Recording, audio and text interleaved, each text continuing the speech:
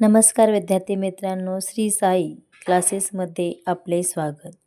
मराठी, गणित, इंग्रजी व बुद्धिमत्ता या विषयाचे सोपे मार्गदर्शन व दररोज नवीन प्रश्न व ट्रिक शिकण्यासाठी आजच या चॅनलला सबस्क्राईब आणि लाईक नक्कीच करा. मित्रांनो, आपण प्रश्नांना सुरुवात करूया. पहिला प्रश्न बघा. Instruction for question number 1 to question number 3. Read the passage carefully and answer the following question. सुरुवातीला आपण काय करूयात, हा जो उतारा दिलेला आहे तो व्यवस्थित वाचून घेऊया. The horse is a common tame animal after the cow, buffalo and the गोट.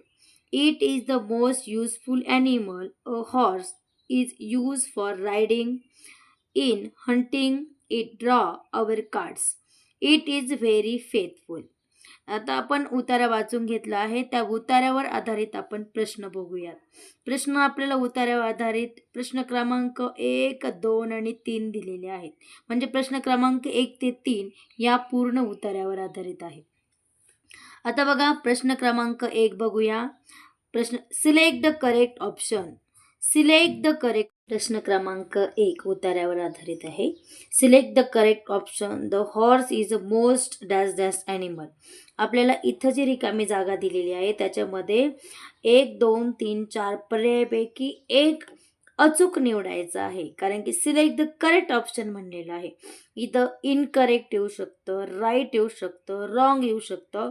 एवढं मात्र वाचताना याची खबरदारी घ्यायची आहे. आता बघा, पहिलं काय ऑप्शन, युजलेस, हार्मफुल, केअरलेस आणि युजफुल. बघा, आता हॉर्स आपल्याला कसं आहे, हे उतार्यावरच आधारित जे उत्तर दिलेलं आहे, उतार्यात जी माहिती आहे त्यानुसारच शोधायचं आहे. बघा, उतारा पुन्हा एकदा बघूयात आपण.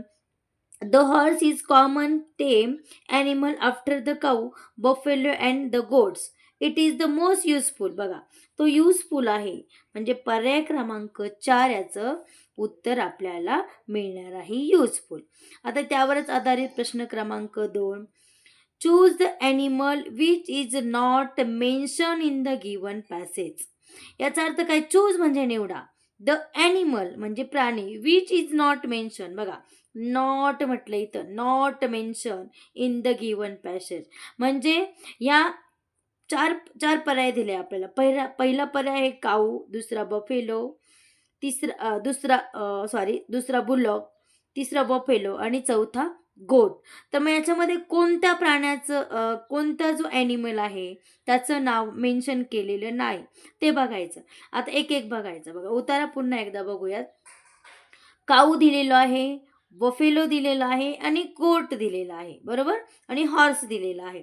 आता बघा, आपण उतार्यात बघितलं, काऊ आपल्याला दिलेला आहे, त्याच्यानंतर बफेलो दिलेला आहे आणि गोट पण दिलेलं आहे. काय दिलेलं नाही आहे तर बुलॉक, म्हणजे पर्याय क्रमांक 2 आपलं याचं उत्तर आलेलं आहे.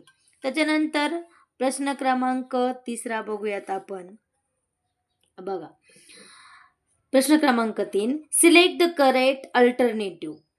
आता बघा, हे जे पर्याय दिलेले आहेत त्याच्यामधून आपल्याला करेक्टच ओळखायचं आहे, याच्याशी याला जुळेल असं. काय आहे, अ horse is not use for. Horse कशासाठी वापरत नाही. मग रायडिंगसाठी, तर हॉर्स रायडिंगसाठी आहेत. बघा, इथं पुन्हा जाऊयात आपण उतार्याकडे. इथं बघा, हॉर्स रायडिंगसाठी आहे. त्याच्यानंतर हंटिंगसाठी वापरला जातो, शिकारीसाठी. ड्रॉ अ कार्डसाठी वापरला जातो आणि तो फेथफुल पण आहे. मग बघूया उतार्यामध्ये कोणतं वेगळं आहे. पर्यायामध्ये आपल्याला रायडिंग आत्ताच आपण बघितलं वापरला जातो, ड्रॉइंग कार्ड्स वापरला जातो, नथिंग हे जे आहे आपलं पर्याय क्रमांक 3, ऑप्शन क्रमांक 3 याचं उत्तर आहे. आणि हंटिंग शिकारीसाठी सुद्धा वापरला जातो. विद्यार्थी मित्रांनो, उतार्यावर 3 प्रश्न होते. आता पुढचे आपण काय करूया, घेऊया. आता इथं बघा, प्रश्न क्रमांक 4 काय आहे, select the mismatch pair. Mismatch म्हणजे चुकीची, जी पेअर म्हणजे जोडी, जी मॅच होत नाही असे. सिलेक्ट म्हणजे निवडायची. असे प्रश्न नीट वाचायचे विद्यार्थी मित्रांनो. मॅच पेअर असू शकतं, मिसमॅच असू शकतो, ऑड पेअर असू शकतं, करेक्ट पेअर असू शकतं. इथं यामध्ये हे तुम्हाला सूचनेमध्ये असू शकतं. हे म्हणून हा प्रश्न नीट वाचायचा. आता प्रश्न काय दिलेला आहे तर कशावर आधारित आहे हे पहिले तुम्हाला ओळखता आलं पाहिजे. आता हा प्रश्न जो आहे रायमिंग वर्ड्सवर दिलेला आहे. रायमिंग वर्ड्स तुम्हाला सर्वांना येतातच. बघा, हा पहिला जो पर्याय आहे ॲक्टर, ट्रॅक्टर. दुसरा आहे क्रिकेट आणि शॅशे, याचा उच्चार शॅशे होतो. त्याच्यानंतर टॉवर, पॉवर आणि चौथा आहे प्लास्टिक, इलॅस्टिक. आता बघा, ही जोडी जुळतेत बघा, यमक जुळते म्हणजे रायमिंग जुळतो, राईम जुळतो, यमक जुळतो. ॲक्टर, ट्रॅक्टर बरोबर आहे. क्रिकेट, सॅशे ही चुकलेली आहे कारण की आपल्याला मिस मॅच विचारलेली आहे. पर्याय क्रमांक 2. टॉवर, पॉवर बरोबर. प्लास्टिक, इलॅस्टिक बरोबर. Select the proper motto. तर हे ज्या चित्राच्या संदर्भात जो मोटो आहे तो पर्याय क्रमांक 1 येतो बघा. वी लव बुक्स, म्हणजे आपण पुस्तकांवर प्रेम करतो. हा पुस्तकांची, कारण चित्राशी संबंधितच शोधायचा आहे.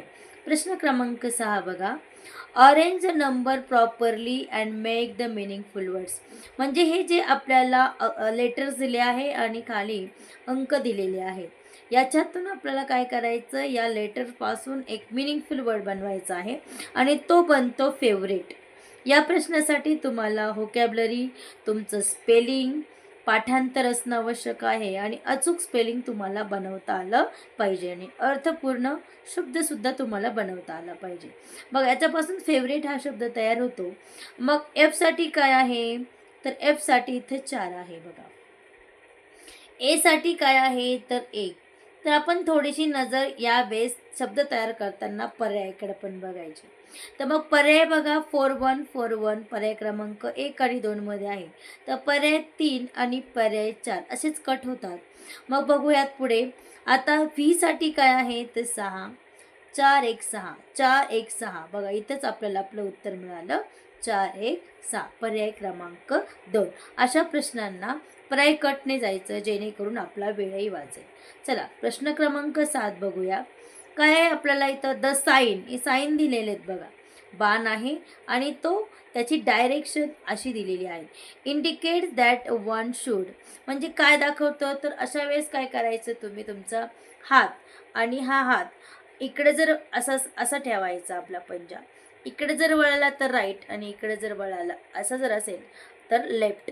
आता इथं काय आहे, गो स्ट्रेट तर नाही, सरळ नाही. टर्न लेफ्ट तर नाही, तर अपवर्ड तर नाही, आणि टर्न राईट हा पर्याय क्रमांक आहे. त्याच्यानंतर 8वा बघा, प्रश्न क्रमांक 8. Select the correct alternative. We should cut our nails. तर ही आपली चांगली सवय आपल्याला इथं आहे की आपण रोज आपले दर आठवड्याला आपले नखे काढायला पाहिजे. मग इथं असं आहे, we should cut our nails regularly, म्हणजे आपण आपले नखे रेग्युलरली काय केली पाहिजे, कापली पाहिजे.